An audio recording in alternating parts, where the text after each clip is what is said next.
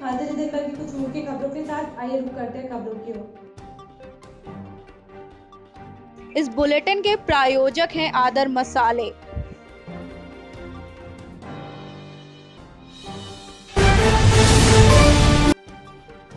राजधानी लखनऊ के निगोहा थाना से चर्चित तिहरे हत्याकांड का पुलिस ने किया खुलासा। हम आपको विस्तृत में बता दें कि बीते दिनों राजधानी लखनऊ के निगोहा थाना के अंतर्गत उदयपुर गांव के समीप पर लखनऊ से प्रयागराज हाईवे पर बीते दिनों 3 लाशें मिलने से पूरे इलाके में हड़कंप मच गया था, जिसकी पहचान 2 बुजुर्ग दंपत्ति जिनका नाम राम सनेही साहू और उनकी पत्नी की थी और तीसरी लाश की शिनाख्त शत्रुघ्न पासी के रूप में हुई थी। इस ट्रिपल हत्याकांड में निगोहा पुलिस प्रशासन ने मुस्तैदी के साथ 1 हफ्ते में हत्यारोपी को गिरफ्तार कर लिया, जिसकी पहचान सुनील कुमार उर्फ अंशु जो कि उदयपुर का निवासी हत्यारोपी से पूछताछ में पता चला है। हत्याकांड में नशेड़ी युवक ने पैसों के लालच में ईंटों से कूचकर की थी बुजुर्ग दंपत्ति की हत्या। नशेड़ी युवक ने यह भी बताया कि बुजुर्ग को दरवाजे पर पैसा गिनते देख नशेड़ी युवक के मन में जागा था लालच, जिसकी वजह से दे दिया तिहरे हत्याकांड को अंजाम। हत्यारोपी नशेड़ी युवक को हिरासत में लेकर निगोहा पुलिस ने किया राजधानी के चर्चित तिहरे हत्याकांड का खुलासा। इस हत्याकांड में एसपी ग्रामीण के निर्देशन में क्राइम सर्विलांस सहित निगोहा पुलिस की टीम का अहम योगदान रहा। संवाददाता दीपक बिमल की रिपोर्ट, मोहनलालगंज, लखनऊ से आप तक न्यूज पर। दर्ज की गई थी। इन्वेस्टिगेशन के दौरान हर एंगल हमारी इन्वेस्टिगेशन के दौरान अलग अलग टीम्स का गठन किया गया था। सीओ बीकेटी और सीओ मलिहाबाद के नेतृत्व में हमारे इंस्पेक्टर्स, हमारे जो पूरे लखनऊ ग्रामीण के इंस्पेक्टर्स इसमें लगे थे। यहाँ के थाने के सब इंस्पेक्टर्स इस टीम में लगे थे। रायबरेली से भी 2 इंस्पेक्टर्स आए थे इसमें सहयोग करने में। घटनाक्रम में पूरा जब इन्वेस्टिगेशन की गई, इस घटना में ये सामने निकल के आया कि जब पूछताछ में उदयपुर गांव में पूछताछ और करी गई तो इसमें ये सामने आया कि इसमें एक व्यक्ति है सुनील, उसका नाम अंशु भी है, सुनील उर्फ अंशु। ये पता चला कि किसी महिला ने इसको आते हुए रात को 18 तारीख को रात में तालाब में नहाते हुए देखा था। जैसे ही वो चीज़ें हम लोगों को इन्वेस्टिगेशन के दौरान सामने आई तो तत्काल इसको जब यहाँ पे आज यहाँ पे इसको गिरफ्तार किया गया। गिरफ्तारी के दौरान इससे जब कड़ाई से पूछताछ करी गई तो इसने घटना को कबूला है। इसके द्वारा घटनाक्रम बताया गया है कि ये व्यक्ति 18 तारीख को दोपहर में यहीं घूम रहा था। ये नशेड़ी टाइप का व्यक्ति है, ये काफ़ी नशा करता है, उसने स्मैक भी पिया हुआ था। जैसे ही ये दंपत्ति के घर से बाहर सामने से निकला है, उसके बाद में वहाँ पे जो मृतक है वो पैसा गिन रहा था। जो पति पत्नी है उसमें से पति पैसे गिन रहा था। ये स्मैक के इरादे से उससे पैसे लेने के लिए अंदर घुसा। फिर जैसे ही ये अंदर घुसा तो उस टाइम पे वहाँ पे जो मृतक है उसने उसको डांट फटकार के भगा दिया। ये काफ़ी ज़्यादा उस दौरान नशे में भी था और गुस्से में भी था। शाम में इसी इरादे को लेके कि दोपहर में इसके साथ में उसने भद्रता करी थी और उसको डांट फटकार के भगाया था। शाम को ये पीछे से घर में घुसा है। घर के अंदर घुसने के बाद में वहाँ पे ईंट पड़ी थी। ईंट पकड़ के इसने सबसे पहले तो जो मृतक बूढ़े हैं उनको मारने का प्रयास किया। वहाँ पे इन्होंने इसके सिर पे ऊपर चोट लगाई और चोट के जो ईंट जो वो बरामद भी हुई है। उसके बाद में जब जैसे ही महिला जगी है साथ वाली, उसको भी उसने ईंट से मुंह के ऊपर प्रहार किया है और उसकी मृत्यु हुई। जैसे ही घर से बाहर निकला वहाँ पे जो एक चौकीदार हैं, वहाँ पे ये पता चला कि चौकीदार इसको जानता था, एक ही गाँव के हैं उदयपुर के। वहाँ पे इस दौरान इसने फिर उनको भी वहाँ पे इसी इरादे से कि जानते हैं ताकि ये पहचान ना जाए, तो उसको भी वहाँ पे ख़त्म किया और वापस गांव में चला गया। ये घटनाक्रम है और इसमें इसके कपड़े भी बरामद हुए हैं इसके घर से, जो कि जिनके ऊपर खून भी लगा हुआ है। इसके अलावा फिंगरप्रिंट्स भी वहाँ से लिए गए घटनास्थल से। सर, चौकीदार की हत्या कितनी तारीख को हुई थी और कितने बजे लगभग हुई थी? क्या कुछ पीएम में आया है? पीएम रिपोर्ट के अनुसार पीएम रिपोर्ट के अनुसार 3 दिन पुरानी उसकी बॉडी थी। जो हमारे जो बाहर जो डेड बॉडी मिली थी और जो अंदर थी वो 1.5 दिन पुरानी थी। लेकिन मेरे द्वारा मेडिको लीगल एक्सपर्ट से भी बात करी गई।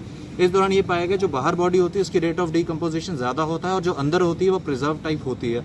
तो इसीलिए इसमें पता चला है कि जो घटना हुई है वो 18 की शाम की हुई है और उसमें मेडिको लीगल एक्सपर्ट्स द्वारा भी इसको प्रमाणित किया गया है। सर, अभी तक जो इन्वेस्टिगेशन निकल के सामने आई है, इसमें क्या किसी तरह की लूट की बात सामने आई है या फिर कितना रुपया इनके घर से गायब हुआ था? इनके घर से कोई रुपया गायब नहीं हुआ था, लेकिन फिर भी छानबीन करी जा रही है। It is still subject to investigation. Sir, महिला की जो बॉडी मिली थी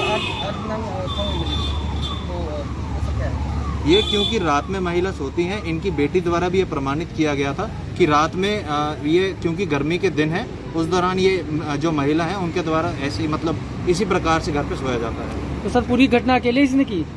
जी हाँ, अभी तक हमारे पास साक्ष्य हैं उसके आधार पे इसने अकेले करी है, लेकिन स्टिल इन्वेस्टिगेशन अभी ऑनगोइंग है। इसमें अगर कोई और प्रकाश में आता तो उसको भी जल्द से जल्द गिरफ्तार किया जाएगा। सर, स्मैक राजधानी के आस पड़ोस में कहाँ पे स्मैक बिकती है जिसके चलते यहाँ पे इतना बड़े पैमाने पे कारोबार चल रहा है और इतनी बड़ी वारदात को अंजाम दिया गया है? ये जो स्मैक का इसके लिए पता कर रहे हैं, हमने इससे भी पूछताछ करी है और भी पूछताछ की जा रही है। जहाँ पे आगे पीछे से इसके द्वारा स्मैक वगैरह खरीदी गई थी, उसमें इन्वेस्टिगेशन के दौरान उनको भी पकड़ा जाएगा।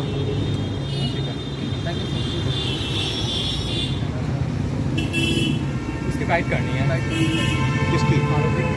ना, उसकी फाइट नहीं होती है। आरोपी को 3 महीने से नहीं 3 साल से बम बना रहा था यूसुफ। दिल्ली से गिरफ्तार हुए आईएस आतंकी अबू यूसुफ उत्तर प्रदेश के बलरामपुर में रहने वाले परिवार के सदस्य एक एक कर सामने आ रहे हैं और अलग अलग बातें बता रहे हैं। अब आतंकी अबू यूसुफ की अम्मी सामने आई हैं, जिन्होंने कहा कि उनके बेटे अबू यूसुफ का राम मंदिर से कोई सरोकार नहीं था, क्योंकि भूमि पूजन तो 20 दिन पहले ही हुआ है, जबकि अबू यूसुफ तो 3 साल से बम बना रहा था। गौरतलब है कि आईएस आतंकी अबू यूसुफ ने खुद स्वीकार किया कि वो राम मंदिर भूमि पूजन का बदला लेना चाहता था। अब इस खुलासे से स्थानीय पुलिस का सिरदर्द और भी बढ़ गया है कि वो 3 सालों से बम बना रहा था और प्रशासन को इसकी भनक तक नहीं लगी। हालांकि अबू यूसुफ की अम्मी की माने तो वो बाबरी मस्जिद के बारे में बातें करते हुए कहता था कि अगर वहाँ मस्जिद बन भी गई तो इबादत करने कौन जाएगा। उसकी अम्मी का कहना है कि वो हमेशा यूट्यूब वीडियो देखता रहता था और अपने मोबाइल फ़ोन पर ही व्यस्त रहता था। उन्होंने दिल्ली पुलिस के समक्ष हुए पूछताछ में बताया कि यूसुफ उर्फ मुस्तकीम यूट्यूब पर भड़काऊ वीडियो देखा करता था और पिछले 3 सालों से बम बनाने के काम में जुटा हुआ था। आईएस आतंकी यूसुफ की अम्मी का कहना है कि उन्हें नहीं पता था कि उसके इरादे इतने खतरनाक हो चुके हैं। उसके पड़ोस में रहने वाले एक बुजुर्ग महिला ने इस बात की पुष्टि की है कि यूसुफ उर्फ मुस्तकीम के परिवार से गांव के सभी लोगों ने संबंध समाप्त कर लिए थे। शादी विवाह व अन्य समारोह में उन्हें नहीं बुलाया जाता था। उसने कब्रिस्तान में विस्फोटक का ट्रायल भी किया था। उस समय धुएं की गुबार से आसमान भर गया था, जिससे गांव में दहशत का माहौल हो गया था। लखनऊ से आरएस तिवारी की रिपोर्ट। अब तक विकास खंड दरियाबाद में ग्राम प्रधान के कार्यों के खिलाफ शिकायती पत्र देकर ग्रामीणों ने किया जांच की मांग। वहीं दोषी ग्राम प्रधान को बचाने में लगे हैं येडियो पंचायत। जांच के नाम पर किया लीपापोती, नहीं हुई कोई कार्रवाई। विकास खंड दरियाबाद की कई ग्राम पंचायतों में ग्राम प्रधानों और ग्राम पंचायत सचिव के कारण विकास कार्य बंदर बाट की भेंट चढ़ गया, जिसको लेकर ग्रामीण द्वारा जांच की मांग की गई थी, जिस पर मौके पर एडीओ पंचायत दरियाबाद ने पहुंचकर जांच प्रक्रिया शुरू की। तो ग्रामीणों द्वारा जिन कार्यों के बारे में जांच के लिए उल्लेख किया गया था और जांच कराने की बात की गई थी, उसमें पूर्ण रूप से बताने में असमर्थ, क्योंकि जांच में शौचालय खड़ंजा नाली के संबंध में शिकायती प्रार्थना पत्र का जांच कराने की मांग की गई थी, परंतु एडीओ पंचायत दरियाबाद द्वारा बताया गया कि ग्रामीणों द्वारा जिन विषयों पर जांच मांग की गई थी वह ग्रामीणों को जन सूचना अधिकार के तहत मांगे गए कागजों से होनी थी, परंतु किसी कारणवश सभी कागज उपलब्ध नहीं हो पाए हैं, जिस पर एडीओ पंचायत ने गांव में और बिंदुओं पर जांच करने पर उनके सामने कुछ शौचालय में दरवाजा उपयोग न करने व गड्ढे की कमी पाई गई है और एडीओ पंचायत द्वारा बताया गया कि पूर्ण रूप से कोई मामला सामने नहीं आया, जिस पर कोई कार्रवाई करना संभव नहीं है। जिला बाराबंकी से मोहम्मद दिलसाद की रिपोर्ट। अब तक